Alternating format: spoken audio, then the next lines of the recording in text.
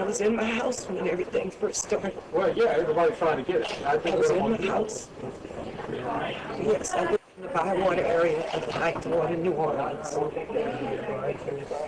When the hurricane came, it blew all of the left side of my house, the north side of my house off.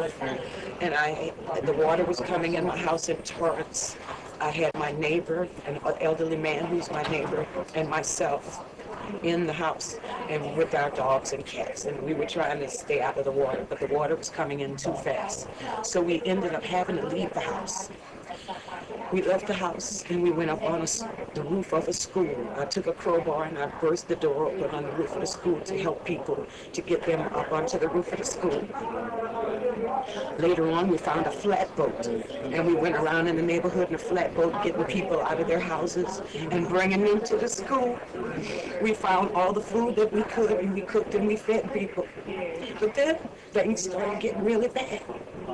By the second day, the people that were there, that we were feeding and everything, we had no more food, no water. We had nothing. And other people were coming into our neighborhood. We were watching the helicopters go across the bridge and airlift other people out, but they would hover over us and tell us hi, and that would be all. They wouldn't drop us any food, any water, nothing. Alligators were eating people. They had all kinds of stuff in the water. They had babies floating in the water. We had to walk over hundreds of bodies of dead people. People that we tried to save from the hospices, from the hospitals, and from the old folks' homes. I tried to get the police to help us, but I realized we rescued a lot of police officers in the flatboat from the 5th District Police Station. The guy who was driving the boat, he rescued a lot of them and brought them to different places where they could be saved. We understood that the police couldn't help us, but we couldn't understand why the National Guard and them couldn't help us, because we kept seeing them, but they never would stop and help us. Finally, it got to be too much. I just took all of the people that I could. I had 2 old women in wheelchairs with no legs that I rode them from down there in that Ninth Ward to the French Quarters, and I went back and I got more people. There were groups of us. You know, there was about 24 of us, and we kept going back and forth and rescuing whoever we could get and bringing them to the French Quarters, because we heard that there was phones in the French Quarters and that there wasn't any water. And they were right, there was phones, but we couldn't get through. I found some police officers. I told them that a lot of us women had been raped down there by guys who had come from the neighborhood where we were, that were helping us to save people. But other men, and they came and they started raping women, and they started killing.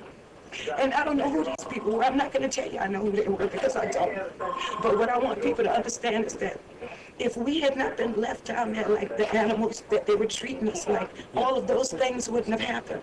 People are trying to say that we stayed in that city because we wanted to be rioted and we wanted to do this, and we didn't have resources to get out. We had no way to leave. When they gave the evacuation order, if we could have left, we would have left. There are still thousands and thousands of people trapped in the homes down in the downtown area. When we finally did get to in the Ninth Ward, and not just in my neighborhood, but in other neighborhoods in the Ninth Ward, there are a lot of people who are still trapped down there.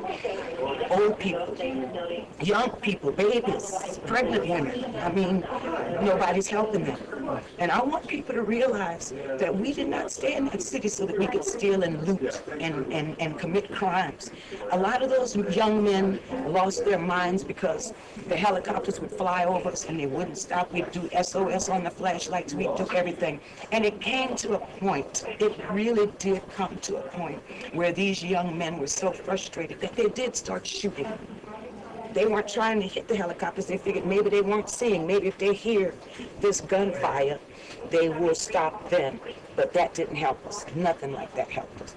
Finally, I got to Canal Street with all of my people that I had saved from back there. There was a whole group of us. I don't want them arresting nobody else. I broke the window in an RTA bus. I never learned how to drive a bus in my life. I got in that bus. I loaded all of those people in wheelchairs and then everything else into that bus. And we drove. We drove.